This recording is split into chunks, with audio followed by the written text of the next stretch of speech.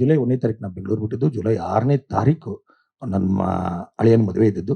July 7ನೇ ತಾರೀಕು ನಾನು ಈ ಊರು ಬಿಟ್ಟು ಹೊರಟೆ. ಬಟ್ ನನ್ನ ಹೆಂಡತಿಗೆ ಹೇಳಿದ್ದೆ, ನಾನು ಎಲ್ಲೋ ಹೋಗ್ತಾ ಇದ್ದೀನಿ, ಏನೋ ಮಾಡ್ತಾ ಇದ್ದೀನಿ, ಸಾಯಲ್ಲ, ಬದುಕ್ತೀನಿ, ವಾಪಸ್ ಬರ್ತೀನಿ, ನನ್ನ ಮೇಲೆ ನೀನು ನಂಬಿಕೆ ಇಡು ಅಂತ ನನ್ನ ಹೆಂಡತಿಗೆ ಒಬ್ಬಳಿಗೆ ಹೇಳಿದ್ದೆ ನಾನು. ಮಾತ್ರ ಎಲ್ಲಿ ಹೋಗ್ತೀನಿ ಅಂತ ನಿನಗೂ ಹೇಳಲ್ಲ, ಯಾಕಂದರೆ ನೀವು ಹುಡ್ಕೋ ಪ್ರಯತ್ನ ಮಾಡ್ತೀರಾ, ಯಾರಿಗೂ ಹೇಳಲ್ಲ. ನಾನು ಹೋಗ್ತೀನಿ, ಬಟ್ ಒಂದಿನವಾದರೂ one or the other day I will come back ಅಂತಂತಂದು ನಾನು ಒಂದು ನಂಬಿಕೆ ಇತ್ತು. ಆ ನಂಬಿಕೆಯಲ್ಲೇ ನಾನು ಹೊರಟೆ.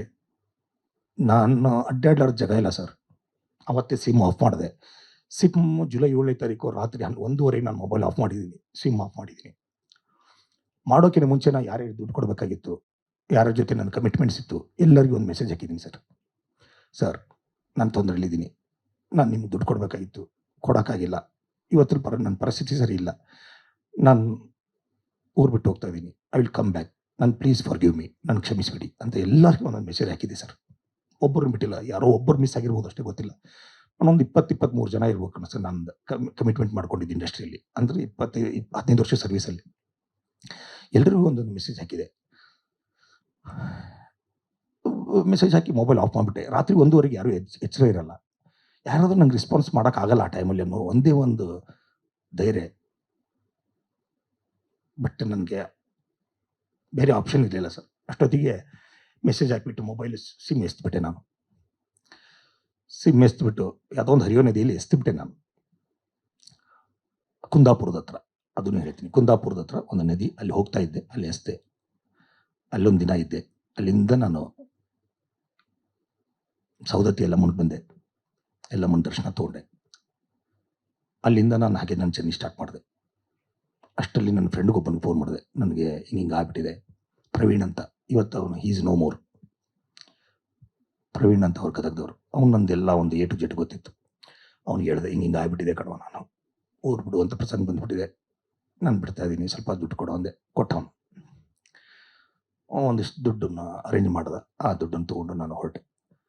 ಒಂದು 50,000ವರೆಗೂ ದುಡ್ಡಿತ್ತು ನನಗೆ. ಈಗ ಒಂದು 10-15 ದಿನ ಜೀವನ ಮಾಡೋಕ್ಕೆ ನನಗೇನು ತೊಂದರೆ ಇರಲಿಲ್ಲ. ಆ ರೇಂಜಿಗೆ ಹೋದೆ. ನನ್ನ ಕಡೆ ಒಂದು 50,000 ರೂಪಾಯಿ ಇತ್ತು, ಮದುವೆಗೆ ಬಂದ ಸ್ವಲ್ಪ ಖರ್ಚಾಗಿ. ಒಟ್ಟು ಎಲ್ಲನೂ ನಾನು ಕೊಲ್ಲಾಪುರ್ಗೆ ಹೋದೆ, ಸೊಲ್ಲಾಪುರ್ಗೆ ಹೋದೆ, ನಾಂದೇಡ್ಗೆ ಹೋದೆ, ನಾಗ್ಪುರ್ಗೆ ಹೋಗಿದ್ದೀನಿ, ಕಾಶಿಗೆ ಹೋಗಿದ್ದೀನಿ, ನಾರ್ತ್ ಇಂಡಿಯಾ ಎಲ್ಲ ತಿರುಗಿಬಿಟ್ಟಿದ್ದೀನಿ ಸರ್. ನಾನು ಒಂದೇ ಪ್ಲೇಸಲ್ಲಿ ಒಂದೇ ದಿನ ಒಂದಿಷ್ಟು ದಿವಸ ಇರ್ತಿದ್ದೆ, ಮತ್ತು ಬೇಜಾರಾದ ತಕ್ಷಣ ಇನ್ನೊಂದು ಕಡೆ ಹೋಗ್ತಿದ್ದೆ, ಬೇಜಾರಾದ ತಕ್ಷಣ ಇನ್ನೊಂದು ಕಡೆ ಹೋಗ್ತಿದ್ದೆ. ನಾನೊಬ್ಬ ಇಂಜಿನಿಯರ್, ನಾನು ಇಂಜಿನಿಯರಿಂಗ್ ಕಲ್ತಿರೋದ್ರಿಂದ ನನಗೆ ಸ್ವಲ್ಪ ಲ್ಯಾಂಗ್ವೇಜ್ ಪ್ರಾಬ್ಲಮ್ ಇರಲಿಲ್ಲ. ನಂದು ಹಿಂದಿ ಚೆನ್ನಾಗಿದೆ, ಇಂಗ್ಲೀಷ್ ಒಂದು ರೇಂಜಿಗೆ ಮ್ಯಾನೇಜಬಲ್. ಹೀಗಾಗಿ ನಾನು ಎಲ್ಲೇ ಕಡೆ ಜಾಬ್ ಮಾಡೋಕ್ಕೆ ನನಗೇನು ತೊಂದರೆ ಆಗ್ತಾ ಇರಲಿಲ್ಲ. ಎಲ್ಲಿ ಒಂದು ಟೂರಿಸಂ ಡಿಪಾರ್ಟ್ಮೆಂಟಲ್ಲಿ ಕೆಲಸ ಮಾಡಿದೆ, ಯಾವುದೋ ಒಂದು ಪೈಪ್ ಫ್ಯಾಕ್ಟ್ರಿಯಲ್ಲಿ ಕೆಲಸ ಮಾಡಿದ್ದೀನಿ, ಯಾವುದೋ ಒಂದು ರಿಯಲ್ ಎಸ್ಟೇಟಲ್ಲಿ ಕೆಲಸ ಮಾಡಿದ್ದೀನಿ. ಒಂದಲ್ಲ ಎರಡಲ್ಲ ಸಾವಿರಾರು ಕೆಲಸ, ಹೋಟೆಲಲ್ಲಿ ಕೆಲಸ ಮಾಡಿದ್ದೀನಿ, ರೆಸಾರ್ಟಲ್ಲಿ ಕೆಲಸ ಮಾಡಿದ್ದೀನಿ. ನನಗೆ ತೃಪ್ತಿ ಆಗೋವರೆಗೂ ಒಂದಿಷ್ಟು ದಿವಸ ಕೆಲಸ ಮಾಡ್ತಿದ್ದೆ, ಬೇಡ ಅನ್ನಿಸ್ತದೆ, ಇನ್ನೊಂದು ಜಾಗಕ್ಕೆ ಚೇಂಜ್ ಮಾಡ್ತಿದ್ದೆ. ಈ ಮಧ್ಯದಲ್ಲಿ ನಾನು ನನ್ನ ಮಿಸಸ್ಗೆ ಲೆಟರ್ ಬರೆದೆ, ನಾನು ಇದ್ದೀನಿ, ನಾನು ಹುಡ್ಕೋ ಪ್ರಯತ್ನ ಮಾಡಬೇಡಿ.